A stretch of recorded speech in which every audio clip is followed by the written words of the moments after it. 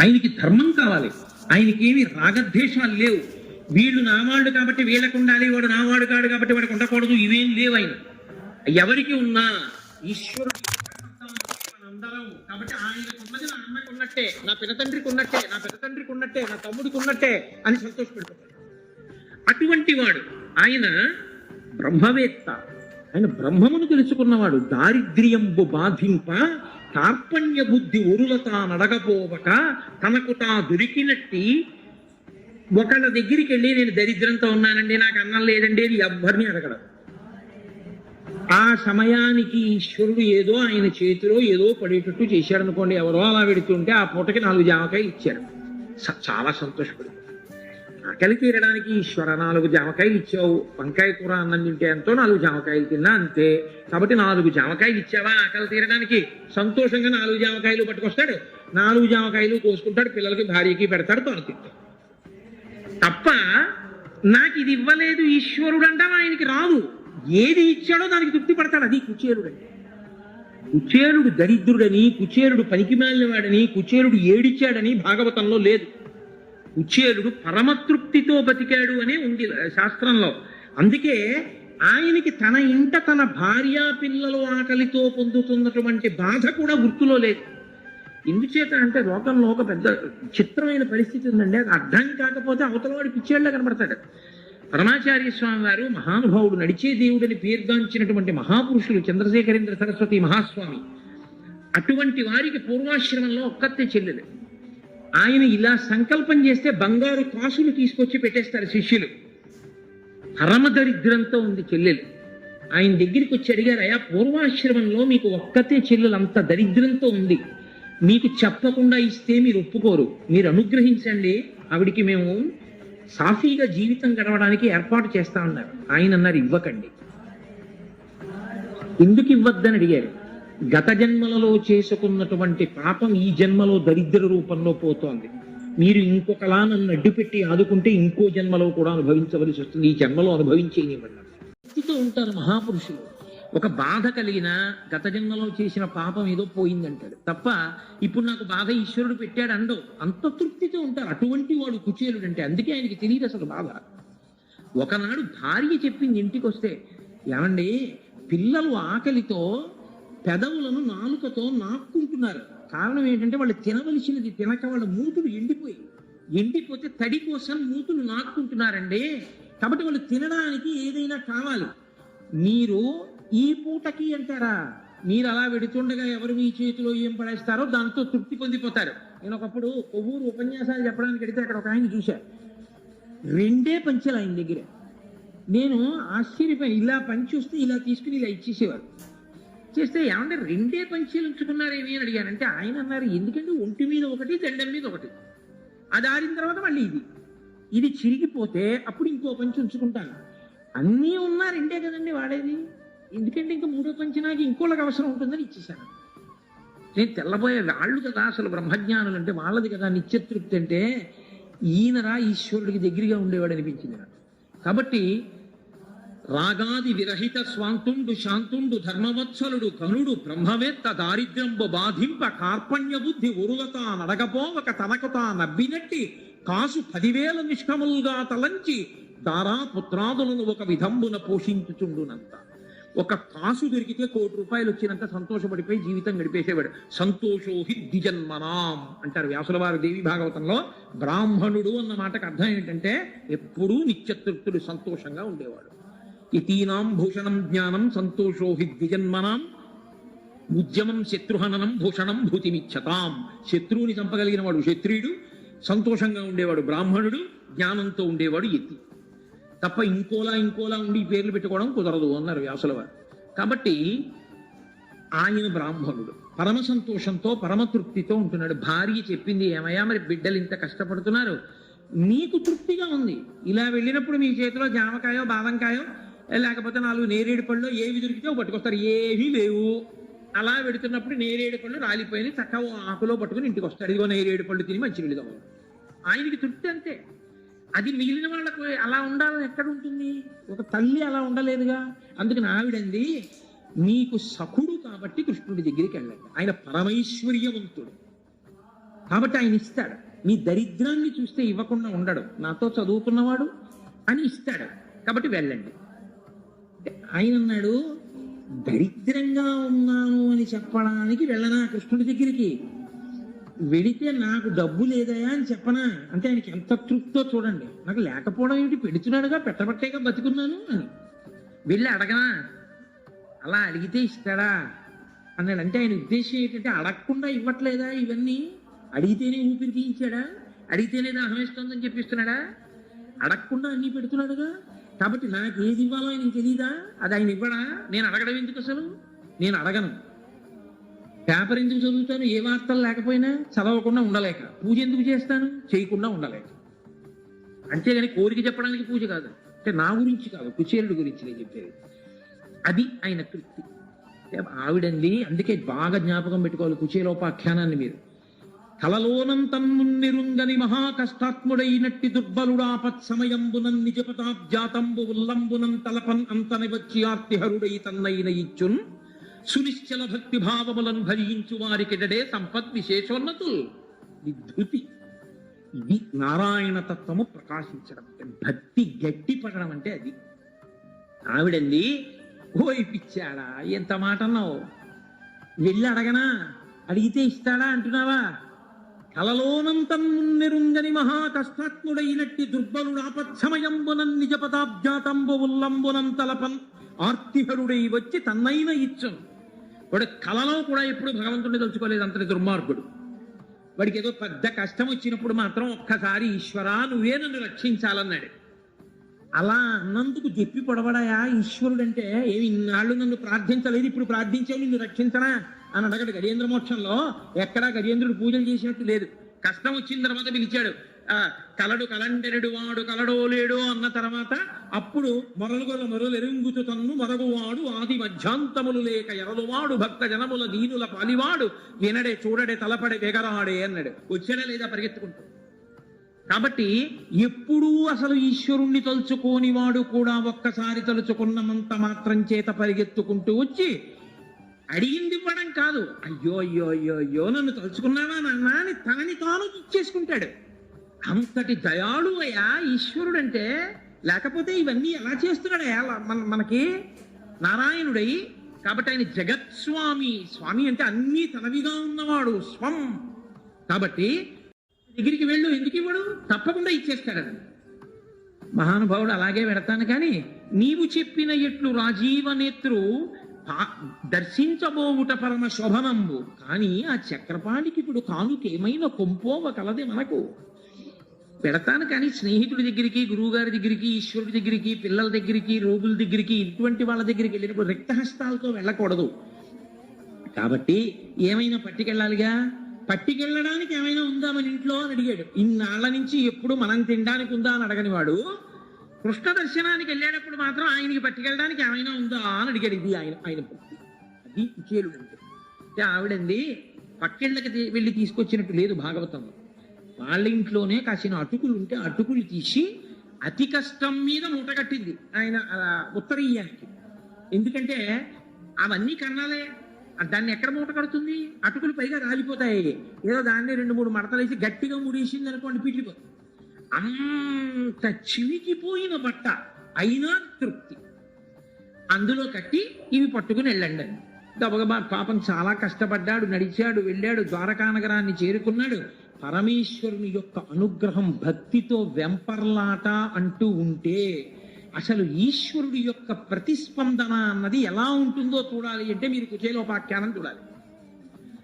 వెడుతూ ఆయన అనుకున్నాడు, ఈ సముద్ర మధ్యంలో ఉంది ద్వారకా నగరం, ఇన్ని బంగారు మేడలు, 16,000 మంది గోపికలు, మహదైశ్వర్యవంతుడు, ఆ కౌస్తుభం, ఆ పుట్టుమచ్చ, ఆ వనమాల, ఆ రుక్మిణి, సత్యభామ, ఈ హంసతూలికా తల్పాలు, ఈ పరివారం నన్ను పిలుస్తాడా? ఎప్పుడో కలిసి చదువుకున్న దరిద్రుణ్ణి ఇప్పుడు నన్ను గుర్తుపట్టి రావోయి కుచేలా అంటాడా? సరే, ఈశ్వరానుగ్రహం ఎలా ఉంటే అలా ఉంటుంది. పరమేశ్వరుడు నన్ను గుర్తుపట్టకుండా ఉంటాడా? ప్రేమించకుండా ఉంటాడా? అంతే సంతోషంగా వెడుతున్నాడు. ఆంతరంగిక మందిరం ఆయన స్నేహితుడిని చెప్పాడు. రుక్మిణీదేవితో కలిసి హంసతూలికా తల్పం మీద కూర్చునున్నాడు కృష్ణ పరమాత్మ. అంత దూరంలో గుర్తు పడతాడో పట్టడో, 10 మందిలో అవమానంగా ఉంటుందని ఇలా వణికిపోతూ పాపం సిగ్గుతో వంగిపోయి వస్తున్నాడు. ఇక్కడ నుంచి చూశాడు, పాంపు మీద ఉన్నాడు. అదేం హాలు కాదు, సింహాసనం కాదు, పోని కూర్చున్నది. అది బెడ్రూమ్ లోకి అందరూ రారు కదండి, ఎవరో బాగా ఆప్తులైన వాళ్ళే వస్తారు. నేను బాగా ఆప్తుడని చెప్పి వస్తున్నాడు ఆయన. తీరా వచ్చిన తర్వాత నువ్వెవరంటే ఎంత ఉన్నాను. ఇక్కడి నుంచి చూసేట్టు ఇలా ఎవరు వస్తున్నారని దూరంగా వస్తున్నాడు. ఉరప్పంజరం కనబడుతూ బక్క చిక్కిపోయి ఇలా వంగిపోయి వాసన కొడుతున్నటువంటి మలిన వస్త్రాలతో వస్తున్నాడు కర్ర పట్టుకుని. చూశాడు, బెల్ట్ ద్వారా కానీ ఇప్పటికీ ఉంది. మా గోపాలకృష్ణ గారు మమ్మల్ని అందరినీ తీసుకెళ్లారు. కుచేరుడు కృష్ణుడు కలుసుకున్న ప్రదేశం సముద్ర మధ్యంలో. అక్కడ చూశాడు, కనిడాయంచనినంత కృష్ణుడు తల కంజాక్షుడు ఆ పేద విప్రుని అశ్రాంత దరిద్ర పీడుతూ కృషి భూతాంగు జీర్ణాంబరు, పైగా ఖండోత్తరీయం.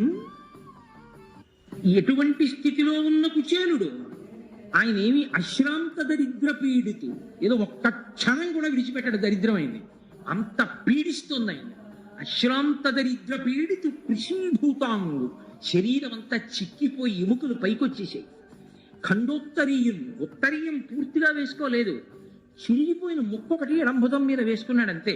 ఖండోత్తరీయం హాస్య నిలయం. చూసిన వాళ్ళందరూ ఏమిట్రా అసలు అలా ఉన్నాడని వెర్రినవ్వులు నవ్వుతున్నారు. హాస్య నిలయం. అటువంటి వాణ్ణి చూచి సంభ్రమలోలుండై దిగంతల్పము, ఒక్కసారి ఆ పాంపు మించి గభాలను దూకేసి అమ్మో కుచేలా నా ప్రాణమిత్రుడు వచ్చావా అన్నాడు. పరిగెత్తుకుంటూ వచ్చేసాడు. అవతల వాడిలో ప్రేమ ఉంటే పరమేశ్వరుడు ఎంత ఆర్తిని ప్రకటిస్తాడో చూడండి. పరిగెత్తుకుంటూ వచ్చాడు, కౌగిలించేసుకున్నాడు. కుచేలా వచ్చావా, ఎన్నాళ్ళ కనపడ్డావయ్యా అన్నాడు. ఆ చెయ్యి పట్టుకున్నాడు, నడుం చుట్టూ చెయ్యేశాడు, తీసుకెళ్లాడు. రుక్మిణీదేవితో కలిసి తాను పడుకునేటటువంటి హంసతూలికా తల్పం మీద పడుకోబెట్టాడు. పడుకోబెట్టిన వాడు ఊరుకోలేదు. రుక్మిణి అలా చూస్తానేమిటి, వెళ్ళు బంగారు పళ్ళెం బంగారు చెంబుతో నీళ్లు పట్టరా అన్నాడు. గబగబగబగబా తీసుకొచ్చింది. అట్లు కూర్చుండపెట్టి కనక కలిశ సలిలమున కాళ్ళు కడిగి నెయ్యమునత జలంబు భక్తి మస్తకమున చల్లుకొని మలయజంబునొడల జొబ్బిల్లనలది. ఆ వచ్చిన వాడిని గబగబా తీసుకొచ్చి ఆ పాంపు మీద కూర్చోబెట్టాడు. రుక్మిణి పట్రా అన్నాడు. ఓ బంగారు పళ్ళెం తీసుకొచ్చి కుచేరుడి కాళ్ళ కింద పెట్టాడు. పోయి చెంబుతో నీళ్ళు అన్నాడు.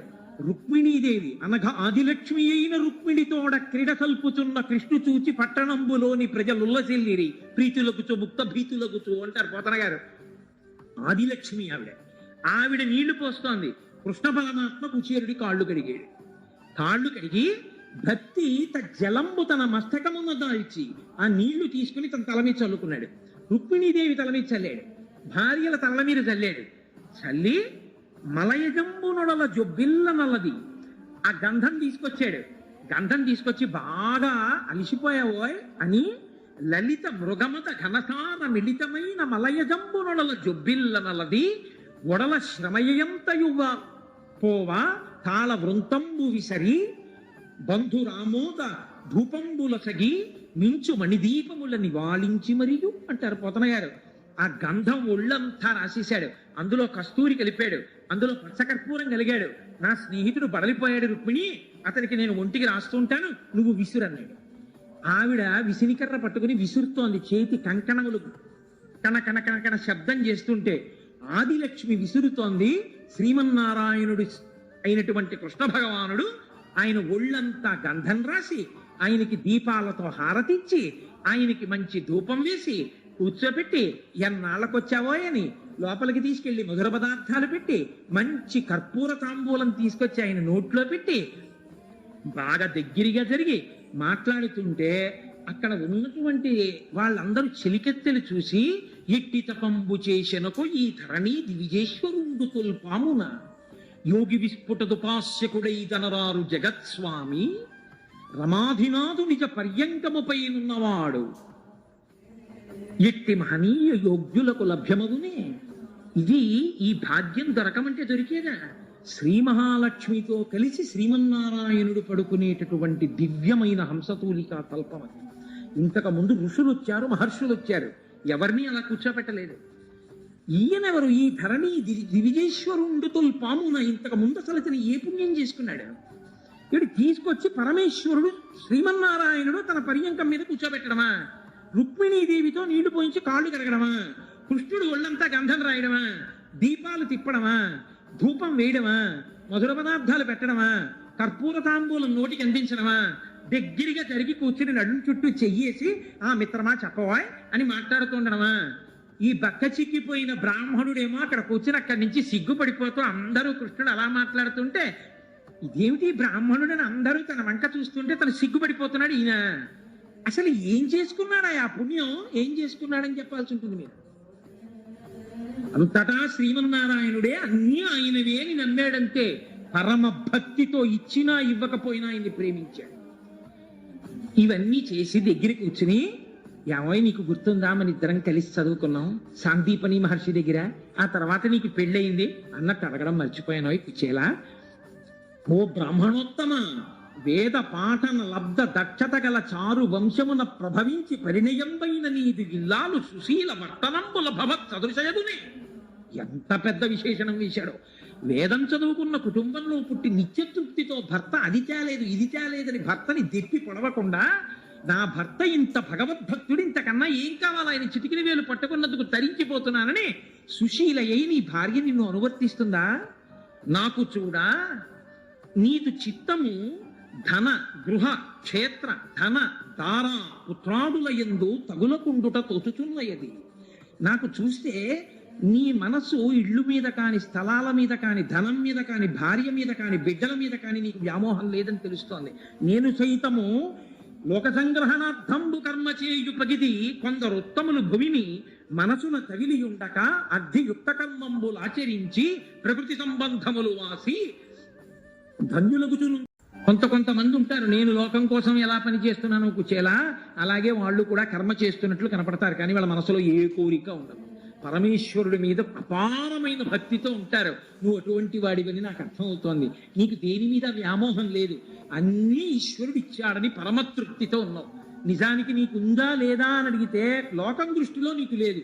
నీ దృష్టిలో అన్నీ ఉన్నా ఆ పూటకి తినేదేదో అదే కదా తినేది, ఆ పూటకి తినేదేదో ఇస్తున్నాడుగా, ఇంకేం కావాలి, నేను దరిద్రుడిని ఏమిటని నువ్వు పొంగిపోతావు కదా అని. మన ఇద్దరం కలిసి చదువుకున్నాం కదా. నీకు మన గురువు గారు గుర్తున్నారా? గురువు గారన్న మాటకి పరమేశ్వరుడంతటి వాడు, శ్రీమన్నారాయణుడంతటి వాడు ఎంత కట్టుబడ్డాడో చూడండి. గురువు లేని నాడు గుడ్డితనమే, ఈశ్వరుడు దొరకడు. శాస్త్రము గురువు ఈ రెండే మార్గం చూపిస్తాయి. అందుకే తివిరి అజ్ఞాన తివిర ప్రదీపమగుచు అవ్యయంబగు బ్రహ్మంబును అనుభవించి భరిత సత్తుండు సత్కర్మ నిరతుడతుల భుజులెట్టుడలగుండు బుధనుతుండు. మన గురువుగారు దీపం లాంటి వాడు, అజ్ఞానాన్ని పోగొట్టేస్తాడు. ఎంతటి మహానుభావుడు సాందీపని మహర్షి. మనం కలిసి చదువుకునేటటువంటి రోజులలో నేనేమైనా ఎక్కువ సమయం తీసుకుంటున్నానండి? లేదు కదా. మనం సాందీపని మహర్షి దగ్గర చదువుకునే రోజుల్లో ఒక విచిత్రమైన సంఘటన జరిగింది. నీకు గుర్తుందా కుచేలా? ఒక రోజు సాయంకాలం మన్ని పిలిచి గురుపత్ని ఒక ఆజ్ఞ ఇచ్చారు. ఒరే వెళ్ళి కాసిని సమిధలు వంట చెరుకు తీసుకురండిరా అన్నారు. మన ఇద్దరం అడవిలోకి వెళ్ళాం. తీరా మనం అడవిలోకి వెళ్ళాం, సూర్యాస్తమయం అయింది, పెద్ద పెద్ద మబ్బులు వచ్చేసాయి. ఏనుగు యొక్క తొండములు ఎలా ఉంటాయో అటువంటి ధారలు, ఎత్తుపల్లములు కలిసిపోయాయి. మనకి దారి తెలియలేదు, కటిక చీకటి, దారి తప్పిపోయాం. రాత్రంతా అడవిలో తిరుగుతూనే ఉన్నాం. ఏదో దొంగతనంగా కృష్ణుడికి తెలియకుండా అటుకులు తినేశాడు, ఏదో బఠానీలు తినేశాడంటారు, అలా ఏం లేదు భాగవతం. మన ఇద్దరం కలిసి తిరిగిన తరువాత సూర్యోదయం అయింది, వర్షం తగ్గింది. మరునాటి ఉదయం మన గురువు గారు మన మీద ప్రేమతో తన బిడ్డల కోసం వెంపర్లాడినట్టు ఒరే కృష్ణ, ఒరే కుచేలా అని అరుచుకుంటూ మన కోసమని అడవిలో తిరుగుతున్నారు. తిరుగుతుంటే మన అమ్మగారు మన్ని తీసుకురమ్మన్న పుల్లలు సమిధలు పట్టుకుని వెళ్ళాం. భగవంతుడు ఎంత తృప్తి పడిపోతాడో, గురువు అంత నిత్యతృప్తుడు. అందుకే చిన్న శుశ్రూషకు పొంగిపోతాడు గురువు. కాబట్టి ఆయన చూసి అన్నారు, కటకట ఇట్లు నా కొరకుగా పచరించి ఈ మహాటవిన్ సముత్కట పరిపీడనుందితిరి కావున శిష్యులు మీ రుణము తీరుటకిది కారణంబు సమకూరిడిపో ఇక మీద మీకు బహు ధన పుత్ర దార విభూతి జయాయురున్నతులు. మీరు నా భార్య చెప్పింది అని చెప్పి ఇంత కష్టపడి అడవిలో తిరిగి రాత్రంతా దారి తప్పిపోయినా తెల్లవారకట్ట నేను కనపడినా ఇంత కష్టపడ్డాం గురువుగారు అమ్మగారు చెప్పిన పనికి వెళ్ళొచ్చి అని అనకుండా అమ్మగారు చెప్పిన పని చేశాను చాలని తృప్తితో నిలబడిన కారణం చేత కావున శిష్యులు మీరు, అందుకు మీరు శిష్యులు. మీ రుణము తీరుటకిది కారణంబు. గురువు రుణం తీరదు, కానీ మీ రుణం తీరిపోయిందిరా, మిమ్మల్ని ఆశీర్వచనం చేస్తున్నాను, మీకు అపారమైన ధనము, బంధువులు, మంచి భార్యలు, బిడ్డలు అన్నీ కలుగుగాక అన్నాడు. అందుకు నేను ఐశ్వర్యవంతుడయ్యానయా. మరి కుచేలుడికి రావద్దా ఐశ్వర్యం? మరి ఆయన ఎందుకు అలా ఉన్నాడు అంటే, ఐశ్వర్యము అన్న మాట విషయంలో గత జన్మలలో కుచేలుడు చేసుకోక దరిద్రం అనుభవించిన వాడు కాదు. భాగవతంలో కృష్ణుడే చెప్పాడు ఆ మాట. గత జన్మలలో పుణ్యకర్మ చెయ్యకపోవడం వల్ల వచ్చిన దరిద్రం కాదు, ఎన్నో పుణ్యకర్మలు చేశాడు గత జన్మలలో, కానీ ప్రతిఫలం అడగలేదు. చేసినవన్నీ ధారబోహేశాడంతే ఈశ్వరుడు. నాకేం అక్కర్లేదు, ఇవన్నీ ఈశ్వరుడు చేయించాడన్నాడు, వదిలేశాడు. కాబట్టి ఇప్పుడు పుణ్యంగా అనుభవించడానికి మళ్ళీ ఆయనకి ఐశ్వర్యం అక్కర్లేదు, ఈశ్వరుడికి దగ్గరైపోయాడు. ఆ జన్మలోనే మోక్షం పొందడానికి యోగ్యతని పొందేశాడు. ఇదే అంటుంది రుక్మిణీదేవి, వ్రతముల్ దేవగురు ద్విజన్మ భరసేవం దాన ధర్మాదులం గత జన్మంబల ఈశ్వరున్ హరిజగత్ కళ్యాణు కాంక్షించి చేసితినేని వసుదేవనందనుడు నా చిత్తీశుడేవుగాక నిద్యుతులైపోదురుగాక కంగరములో చేదీశ ముఖ్యాధముల్. కేవలం పరమేశ్వర తృప్తి కొరకు చేసినదైతే పరమేశ్వరుడే మీకు లభ్యమవుతుంది. నాన్నగారి కాళ్ళు పట్టడం నాన్నగారి మీద ప్రేమతో అయితే నాన్నగారికి ఉన్నవన్నీ మీకు రాయిరా? కాళ్ళు పట్టినప్పుడల్లా అడగాల, నాన్నగారు నాకు మేడ ఎప్పుడు రాసేస్తారని? అడగక్కర్లేదు. నాన్నగారి మీద ప్రేమతో నాన్నగారి కాళ్ళు పట్టాలి, అమ్మ మీద ప్రేమతో అమ్మకి మంచినీళ్ళు అందించాలి, అంతే. అలా ఈశ్వరుడి మీద ప్రేమతో కర్మ చేశాడు తప్ప దాని మీద ప్రతిఫలం కోరుకుని చెయ్యలేదు. అందుకే ప్రతిబంధక స్వరూపమైనటువంటి ఐశ్వర్యాన్ని కానీ లేకపోతే ఏదో అనుభవించేస్తే పోయే పుణ్యంగా కానీ ఈశ్వరుడు దాన్ని మార్చలేదు, తనకి దగ్గర కావడానికి మార్గం చేశాడు. కాబట్టి కుచేల మన ఇద్దరం కలిసి తిరగడం, ఆ సాందీపని మహర్షి, ఆ గురువు గారు, ఆ అమ్మగారు, అబ్బబ్బబ్బా ఏమి వైభవం అన్నాడు. ఏమీ తెలియని వాళ్ళ పొంగిపోయాడు. దగ్గరకు వచ్చి అన్నాడు, అన్నట్టు అడగడం మర్చిపోయాను చూసావా, స్నేహితుడి దగ్గరికి వచ్చేటప్పుడు నువ్వేదో తెచ్చే ఉంటావు నాకు ఇద్దామని కానుక, తేకుండా రావు. ఏం తెచ్చావు? ఇవ్వకుండా దాస్తామే, చెప్పి ఎక్కడుందని ఇలా ఇలా తడిమేస్తున్నాడు. ఆయన సిగ్గుపడిపోతున్నాడు. ఖండోత్తరీయులు, అసలు వేసుకున్న ఉత్తరీయమే ముక్క, అది పిట్లిపోతాను, అందులో కట్టిన నటుకులు. ఆయన ఇంతటి మహదైశ్వర్యవంతుడు, ఇదా పట్టుకొచ్చి అటుకులు ఆయనకి పెట్టడం. ఇదే మనకి స్నాతకం చేసేటప్పుడు పెళ్లి కొడుకును కూర్చోబెట్టి ఏదైనా ఇచ్చేటప్పుడు శ్రియాదేయం, ప్రియాదేయం, భియాదేయం అని నేర్పుతారు ఉపనిషత్తులో. ఉదయం ఆయన ఇచ్చేటప్పుడు నేనే ఇంత ఇస్తున్నాను అనకరా, నేను ఏ పాటి ఇస్తున్నానండి, ఈశ్వరుడు నాకు ఇచ్చిన దాని ముందు సిగ్గుపడుతూ తప్ప నేనే ఇచ్చాను ఇదని గొప్పగా చెప్పకెప్పుడు. ఈశ్వరుడు నీకు ఇచ్చిన దాంతో పోలిస్తే నువ్వు ఈశ్వరుడికి ఇచ్చిందే పాటి అని సిగ్గుపడు అంటారు. కాబట్టి అటుకులు ఇవ్వడానికి సిగ్గుపడ్డాడు కృష్ణుడు. నీవు సిగ్గుపడిన నాడు ఈశ్వరుడు తడివి నీ దగ్గర కూర్చుంటాడు.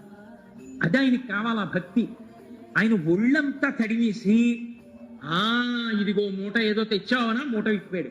పాప అలా కూర్చుని ఉండిపోయాడు ముడుచుకుపోయి కుచేలుడు. మూట విప్పి అటుకులు చూశాడు. అబ్బా, అటుకులు నాకు ఇష్టమని అటుకులు తెచ్చావా? చాలా మంది లోకంలో మాట అంటుంటారు, కృష్ణుడికి అటుకులు నైవేద్యం పెడితే ఇష్టం, ఆయన కర్మ, ఆయనకి అటుకులు ఇష్టం ఏమిటి? సమస్త బ్రహ్మాండములు ఆయనకు అటుకులు ఇష్టం కాదు, ప్రేమతో ఇచ్చిన ఆయనకి ఇష్టం. అందుకే ఆయన అంటాడు కృష్ణుడు, దళమైన పుష్పమైనను ఫలమైనను సడిలమైన భాజని భక్తిని ఎలమిన్ కొలిచిన భక్తులు ఇచ్చిన ఎలమిన్ రుచిరాన్నముగయను భుజింతున్. నాకు ఆకిచ్చావా, పండిచ్చావా, కాయిచ్చావా, నీళ్ళిచ్చావా నేను చూడన్నాయా? ప్రేమతో పట్టుకొచ్చిస్తే యోమే భక్త్యా ప్రయచ్చతి పత్రం పుష్పం ఫలం తోయం, ఏది ఇచ్చినా సరే వంగిపోయి తింటానన్నాడు.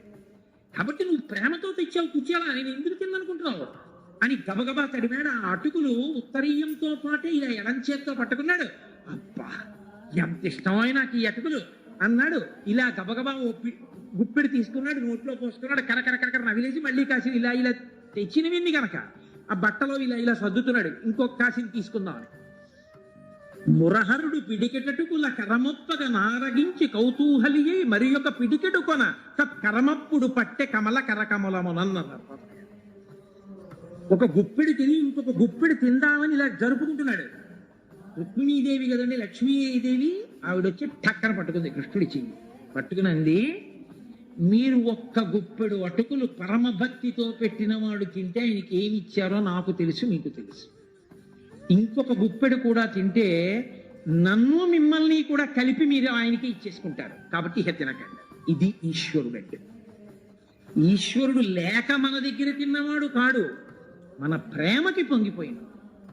మనం ఏది ఇచ్చామన్నది కాదు, మనం ఎంత భక్తితో ఇచ్చామన్నది కావాలా. భక్తి అన్న మాటకు అర్థం మీకు చెప్పా. ఎలా అడుగుజాడలు పట్టుకుంటే మనసు ఉద్భుతం అవ్వాలో మీకు నేను చెప్పాను. ఆ భక్తితో మీరు నిలబడి ఏది పెట్టండి ఆయన పొంగిపోతాడు. అది నారాయణుని చేరడానికి మార్గం. అందుకు దొరుకుతాడు నారాయణుడు. అంతేకాని ఇది చేస్తే నారాయణుడు దొరుకుతాడని శాస్త్రంలో ఎక్కడా ఏం లేదు. దానికి సోపానమును ఇలా అని చెప్పడం చాలా కష్టం. భక్తి పరమ ప్రధానమైన సాధనం. అందుకే మోక్షసాధన సామాగ్ర్యం భక్తిరేవ గరీయసి అంటారు శంకర భగవత్పాదులు. కాబట్టి ఇప్పుడు ఆ అటుకులు రెండవసారి తిననివ్వలేదు రుక్మిణీదేవి. అయిపోయింది. రాత్రి పడుకున్నాడు, మంచి హంసతూలికా తల్పం ఇచ్చాడు, నిద్రపోయాడు. కుచేలుడు లేచాడు, మరో రోజు స్నానం అనుష్ఠానం చేసుకున్నాడు. పాపం ఆశిపోయిన బట్టే కట్టుకున్నాడు. కృష్ణ నేను వెళ్ళొస్తానన్నాడు. ఓ వెళ్ళిరావో అన్నాడు. వీధి దాకా వచ్చాడు. చక్కగా ఎంతో గౌరవించాడు, బయటికి దిగబెట్టాడు. వెళ్ళిరా కుచేలా అన్నాడు. వీధిలో నించున్నాడు. వెళ్ళిపోతూ వెళ్ళిపోతూ కుచేలుడు ఇలా వెనక్కి చూసినప్పుడల్లా ఓసారి చెయ్యి ఊపాడు. కుచేలుడు పరమ సంతోషంగా వెళ్ళిపోతున్నాడు ఇంటికి. అడిగాడా? వాళ్ళ ఆవిడ ఏం చెప్పింది వెళ్ళినప్పుడు? ఇంట్లో దరిద్రంగా ఉందాయా ఏమన్నా అడుగు కృష్ణుండంది. అడిగాడా కృష్ణుణ్ణి? ఏమీ అడగలేదు. ఆయనే అన్నాడు, నీకు నిత్యతృప్తితో ఉన్నావయా? నీకు భార్య బిడ్డలు గృహ క్షేత్ర ధన దార పుత్రాదులయందు నీకు చిత్తము చెందకుండుట తోచుచున్నయది. నీకు గుర్తు రావట్లేదు, నీకు ఏమీ జ్ఞాపకం లేవు, నీకు భగవంతుడు పొంగు అదే అంటున్నాడు. అన్నా కూడా గుర్తురాదు. వెళ్ళిపోతూ వెళ్ళిపోతూ గుర్తొచ్చింది మళ్ళా. ఇంటికి వెళ్ళిపోతున్నాను అనుకున్నాడు. అన్నన్నా ఇది అడగమంది కదా, అడిగి చేస్తే ఏమైనా పట్టరండి, కృష్ణుడు ఇస్తాడండి, అడగడం మర్చిపోయాను అనుకున్నాడు. అనుకున్నాడు వెంటనే, నేను అడిగితే ఇస్తాడా కృష్ణుడు? నేను ఇంత ఆదరిస్తాడు అనుకున్నానా? ఎదురొచ్చాడా? వ్యాప్తిం పొందక వగవక ప్రాప్తంబగు లేశమైన 10,000 తృప్తించందని మనుదుడు సప్తద్వీపములమైన చక్కంబడుని అని నన్ను తీసుకెళ్లి కూర్చోబెట్టాడా? కాళ్ళు కడిగాడా? గంధం రాజాడా? విసిరికర్రతో విసిరించాడా? ఎవరు? జగత్స్వామి రమాధినాథుడు శ్రీమన్నారాయణుడు నన్ను ఇంత అనుగ్రహించాడా? ఆయన్ని నేను అడగాల? అడగకపోతే తెలీదా? మా ఆవిడకి కాస్త ఏమన్నా డబ్బులు కావాలి, ఇంట్లో పిల్లలు బాధపడుతున్నారు అందన్న విషయం తెలీదా? మరి ఎందుకు ఇవ్వలేదు? చూసావా? డబ్బుల దగ్గరికి వచ్చేటప్పుడు మాత్రం ₹1 ఇవ్వలేదు. నేను తెచ్చిన అటుకులు మాత్రం తీశాడు అనలేదు. ఆయన ఏమన్నాడో తెలుసా అండి? శ్రీనిధి ఇట్లు నన్ను పచరించి ధనంబుక విత్తమేమియును ఇయ్యకుండుట తోచుచున్నది. ఆనక దరిద్రుడు సంపద చేత అంధుడై తన్ను చేరడని కాక శ్రితార్తిహరుండు సత్కృపాంబోనిధి సమస్త వస్తు పరిపూర్ణునిగానను చేయకుండుని. ఆయన శ్రీనిధి, ఐశ్వర్యానికి అంతటికీ ఆయన గని. అటువంటి వాడు నాకు ఇవ్వలేదు. ఎందుకు ఇవ్వలేదంటే ఇప్పుడు అర్థమైంది. ఇన్నాళ్ళు దరిద్రంతో ఉన్నానని కదా అందరు అనుకుంటున్నారు. ఇప్పుడు నాకు చాలా ఐశ్వర్యం వచ్చేస్తే ఆ భోగాలలో పడిపోయి నేను తనని మర్చిపోతానేమో, దూరం అయిపోతానేమో. ఊరే ఈ అనుభవాలకే ఉందిరా, నన్ను చేరడం ప్రధానం కదా. నువ్వు తృప్తితో ఉండి నన్ను చేరుతున్నప్పుడు డబ్బు ఇచ్చి నిన్ను పాడి చేయడం ఎందుకని ఆనక సంపద చేత అంధుడై ఆ ఐశ్వర్యం చేత అంధుడనై నేను తనకి దూరం అయిపోతానేమోనని నాకు ఇవ్వకుండా నాకు మేలు చేశాడు. అబ్బా ఎంతటి ప్రేమైకమూర్తో! ఇస్తే పాడైపోతుంది కదా, ఇవ్వలేదమ్మయ్యా, ఎంత మంచి పని చేశాడు అన్నది. ఇది భక్తి అంటే. ఆ స్థానంలో ఇంకోటి ఉంటే నీకు కుచేలోపాఖ్యానం అవ్వదు. దాన్ని వ్యాసుల వారు కష్టపడి రాయక్కర్లేదు, పోతన గారు ఆంధ్రీకరించక్కర్లేదు. నేను ఇవాళ ఆ విషయాన్ని మీతో ప్రస్తావన చెయ్యక్కర్లేదు. ఇవ్వకపోయినా ఎందుకు ఇవ్వలేదో అని ఆలోచించి నమస్కారం చేశాడు కృష్ణ భగవానుడికి. చేసి ఇంటికి వెళ్ళిపోయాడు. వాళ్ళ ఊరు వెళ్ళాడు. తన పాక ఎక్కడ ఉంటుందో అక్కడికి వెళ్ళాడు. పాకకి బదులు బ్రహ్మాండమైనటువంటి సౌధం ఒకటి కనపడింది. దాని మీద చంద్రకాంతులు పడి మెరుస్తోంది.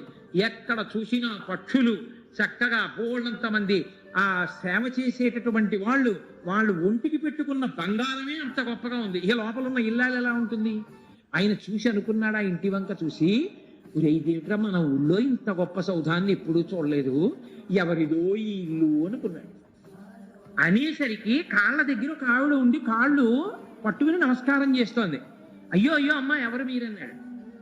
లోపలికి 2 ఏళ్ళు తీసుకెళ్లారు. తీసుకెళ్లి కూర్చోపెట్టి ఆయన కాళ్ళు కడుగుతోంది. బంగారు పిల్లల్లో పెట్టి ఒక ఆవిడ కొంచెం పరిశీలనగా చూశాడు. ఇదేంటి నన్ను తీసుకొచ్చి కాళ్ళు కడుగుతోంది ఈవిడ, తన భార్యే, తన ఇల్లే. తెల్లబోయాడు. ఏమిటే నీకు ఈ నగలేమిటి, పట్టుపుట్టాలేమిటి, ఈ సౌధం ఏమిటి, ఇవన్నీ ఎప్పుడు వచ్చాయన్నాడు. నిన్న పొద్దున్న 11ంటికి మన పాకిలా అయిపోయిందండి అది. నిన్న పొద్దున్న 11ంటికి అని ఆలోచించాడు. ఆ పొద్దున్న 11 గంటలకే ఖచ్చితంగా ఆయన అటుకులు నోట్లో పోసుకున్నాడు. ఇక్కడ ఇచ్చేశాడు అంతే. కుచేలుడు తీసుకున్న జాగ్రత్త ఏమిటో తెలుసా అండి? అవన్నీ అనుభవిస్తున్నా కృష్ణప్రసాదం పరమేశ్వరుడిది, ఇవన్నీ నన్ను అనుభవించమన్నాడు. నాది కాదు. అడ్డింట్లో ఉన్నవాడు ఉంటాడు, అందులో ఎప్పుడూ పూజ చేసుకున్నా వసతి గృహే అని చెప్పాలి కానీ ఇంటి యజమాని అమెరికాలో ఉన్న ఇది నాదేనండి అని చెప్పుకుంటూ వెళ్ళాడు అనుకోండి. ఎప్పుడో 3 ఏళ్ళు పోయిన తర్వాత ఆయన వచ్చాడు అనుకోండి, ఆ వెళ్తుంటే ఎవరండి మీరు అన్నాడు అనుకోండి, నా ఇల్లేనయా వెళ్దాం అనుకోండి. మీ ఇల్లు అంటే ఆయన ఎప్పుడు అలా చెప్పలేదు, ఆయన ఎప్పుడు ఆ ఇల్లు అంటుంటాడు, ఆ ఇల్లు నేనే కట్టుకున్నానంటుంటాడు అన్నాడు అనుకోండి. ఆయన ఏం చేస్తాడు? ఆ ఇంట్లో ఉన్నవాడిని, ఒరే నువ్వేదో మంచివాడు అనుకుని ఇల్లు ఇచ్చి నేను అమెరికా వెళ్తే నువ్వు అందరికీ నువ్వే కట్టుకున్నానని చెప్పావుట, నువ్వు నీదే ఇల్లు అని చెప్పావుట, మేము వచ్చేస్తున్నాం అమెరికా నుంచి కాబట్టి మీరు ఖాళీ చేసేయండి అని పంపించేస్తాడు బయటికి.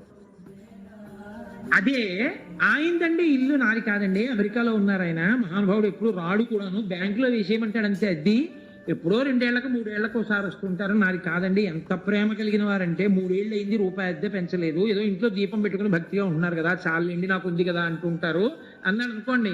వీధిలో కనబడ్డ ఆయన ఏమంటే మీ గురించి ఆయన ఎప్పుడు చెప్తుంటారు అన్నాడు అనుకోండి. ఏమైనా పర్వాలేదులే ఇంకో 100 తగ్గించుకో, పిల్లలు ఇంజనీరింగ్కి వచ్చారుగా ఫీజులు కట్టుకోవాలిగా అంటాడు. ఇంట్లోంచి వెళ్ళిపోమని ఎందుకన్నాడు? నాది అనబట్టి. నాది కాకుండా వాడిది అన్నాడు అనుకోండి, అభ్యున్నతికి కారణమై ఉండేది. నాది అనడమే పతనానికి కారణమైంది. కుచేలుడు అదే పాటించాడు. అన్నిటి మధ్యలో ఉన్న ఇవన్నీ వాడివే అన్నాడు. లేనప్పుడు వాడివే, ఉన్నప్పుడు వాడివే. కాబట్టి తృప్తి విషయంలో తేడా లేదు. అదే తృప్తి. చక్కగా అలాగే జీవించాడు, అలాగే అనుభవించాడు, అలాగే ఈశ్వరుణ్ణి చేరిపోయి పరమేశ్వరుని యందు కలిసిపోయాడు. అంటే నారాయణుణ్ణి తెలుసుకున్నాడు. ఇదే నారాయణ మహిమ అంటే. మహిమ అంటే ఆయన అనుగ్రహమే. ఆయన అనుగ్రహమే ఆయన్ని పొందడానికి హేతువు. ఆయన అనుగ్రహము ఆయన్ని పొందడానికి హేతువైతే, ఆయన అనుగ్రహాన్ని పొందడానికి హేతువు ఆయన పట్ల భక్తి. ఆయన పట్ల భక్తికి హేతువు ఈ సృష్టిని ఆధారం చేసుకుని పరిశీలనం చేస్తూ ఉండడమే. ఎప్పుడు భగవంతుడితో అనుబంధాన్ని లోపల పెంచుకుంటూ ఉండడమే. ఎవడు ఇలా పెంచుకున్నాడో వాళ్ళందరూ నారాయణుణ్ణి చేరుకున్నారు, నారాయణుని ఎందుకు కలిసిపోయారు, ఆయన అనుగ్రహాన్ని రకరకాలుగా పొందారు. ఒక్కొక్కసారి ఆపదల్లోంచి గట్టెక్కారు ఆయన అనుగ్రహంతో. పరీక్షిత్తు లాంటి వాడిని దక్కించుకున్నారు. ఒక్కొక్కసారి ఆయన్ని నమ్ముకున్నటువంటి వాడు పెద్ద పెద్ద ఆపదలోంచి గట్టెక్కి కాపాడబడ్డాడు. అది అన్ని వేళలా మోక్షమే ఉండక్కర్లేదు, రకరకాలుగా ఉంటుంది ఆ రక్షణ. యుద్ధం అంతా అయిపోయింది కురుక్షేత్రంలో. అర్జునుడు వచ్చేసాడు, బావా యుద్ధం అంతా అయిపోయింది కదా, రా అమ్మయ్య శిబిరంలోకి వెళ్ళిపోదాం అన్నాడు. కృష్ణుడు అన్నాడు, నువ్వు కిందకి దిగి నీ గాంధీవం, నీ అక్షయబాణ తూణీరాలు, కత్తులు, కఠారులు, అదిగో లోపల ఉన్న శూలాలు, గొడ్డళ్ళు అన్ని దింపేసుకో ఆయుధాలు అన్నాడు. మహానుభావులైనటువంటి భీష్మ, ద్రోణ, కర్ణ, కృపాచార్యులు మొదలైనటువంటి మహాపురుషులు వేసినటువంటి అస్త్రముల శక్తికి అది ఎప్పుడో కాలిపోయింది. కానీ లోపల నువ్వు ఉన్నావని, నువ్వు కాలిపోకూడదని నిన్ను రక్షించడానికి నేను నిలబెట్టాను. పని అయిపోయింది కాబట్టి నిన్ను దిగమని దూరంగా పంపించి నేను దిగ్గానే కాలిపోవడానికి అనుమతించాను. ఇప్పుడు చెప్పండి, ఆయన్ని నమ్మి ఉన్నందుకు గాను సఖ్యభక్తితో కృష్ణుడు కాపాడబడలేదా? నారాయణ మహిమ కాదా? నారాయణ అనుగ్రహాన్ని పొందలేదా? కాబట్టి మీరు భగవంతుని యందు భక్తితో ఉండడమే, ఆ ప్రేమ మనసులో ఉప్పొంగడమే, ఆయనతో అనుబంధాన్ని ఏర్పరచుకోవడమే. ఆ అనుబంధాన్ని ఏర్పరచుకోవడానికి మీకు మనవి చేశా, కంటి పుషి చాలు, కంటి పుషి చాలు. కాబట్టి అనుభవించడం గొప్ప కాదండి, జనం అసహ్యించుకోకుండా బతకడం గొప్ప. ఎందుచేత అంటే ఒకానొకప్పుడు ఒక తల్లి నా దగ్గరికి వచ్చారు. వచ్చి ఆవిడ అన్నారు, నేను మిమ్మల్ని అల్లుడు గారిని పిలుస్తానన్నారు. చాలా పెద్ద ఆవిడ. నేను తెల్లబోయాను, నన్ను అలా ఎవరు అనరు. మహా అయితే పెద్దవాళ్ళు ఎవరైనా అంటారు మీరు మా కొడుకు లాంటి వారు అంటారు తప్ప మీరు మా అల్లుడు లాంటి వారు, మిమ్మల్ని అల్లుడు గారిని పిలుస్తానని నన్ను ఎవరు అనలేదు ఇప్పటిదాకా. ఏమిటి ఈవిడ ఒక్కరు అల్లుడు గారు అంటానంటుంది ఏమిటి? నాకు నా భార్యతో ఎక్కువ అనుబంధం పెట్టుకుంటానంటాను, దాని వలన నాతో అనుబంధం తప్ప నా వలన దాంతో అనుబంధం కాదే, ఇదేం విచిత్రం అనుకున్నాను. ఆవిడంది, నాకు కొడుకు అన్న మాట మీద అసహ్యం. అతను నాకు కనపడుతుండేవాడు, నేను గౌరవంగా చూస్తుండేవాడిని. నాకు ఇది తెలిసిన తరువాత నేను అతని నమస్కారాన్ని స్వీకరించడానికి కూడా ఇక నేను అంగీకరించాను. ఎందువల్ల? మోసం చేసి కృతజ్ఞతతో బతుకుతున్న బతుకుని మీరు ఎలా హర్షించగలరు? అన్నీ వాడు మీకు ఇస్తున్నప్పుడు, దీన్ని పెంచడం దగ్గర నుంచి దీని ఊపిరి వరకు వాడిస్తున్నప్పుడు, వాడి పట్ల ప్రేమ కృతజ్ఞత లేని కృతజ్ఞుల బ్రతుకుని మీరు ఎలా సాగించగలరు? కాబట్టి ఆ ప్రేమ ఉద్భుతమైతే దాన్ని పెంచి పోషించి తాను లొంగి తానే మీకు వశుడవుతాడు. విమల జ్ఞాన విరక్తి ముక్తిన సగుందేయేన భూనాథ తత్కమలాధీశు కథా సుధారత నదీ కల్లోల మాలా పరిభ్రమ మెవ్వానికినైన కర్మయుగలీ పర్వంబు కాకుండునే అంటాడు. అందుకే మహానుభావుడు సుఖబ్రహ్మ పోతన గారు భాగవతంలో. కాబట్టి అటువంటి శ్రీమన్నారాయణ తత్వం ఎవరి నుండి శబ్దము ఉత్పన్నమైందో శబ్దములు ఆయన్నే చేరాలి. అందుకే శబ్ద ఉత్పత్తి స్థానమునందు నిలబడిపోవడమే ఈశ్వరుణ్ణి చేరడం. నిశ్శబ్దములోంచి శబ్దం వస్తుంది. యథార్థ స్థితి మౌనం, నిశ్శబ్దం. అంటే ఆయన అక్కడ అందుతాడు అని. అందుకని యతో వాచో నివర్తంతే అప్రాప్య మనసా సహా అని అంత గొప్ప స్థితిని మనకి పెద్దలు అందించినటువంటి వైభవాన్ని రోజు ఉపన్యాసంలో ఈ పరమేశ్వరుడు నాతోటి పలికించినంత మేర మీకు అందించాను. రేపటి రోజున కూడా ఏదైనా ఏదో నాకు ఇచ్చినటువంటి అంశాల్లో ఒక అంశం గురించి ప్రస్తావన చేసే ప్రయత్నం చేస్తాను. రేపు మళ్ళీ సాయంకాలం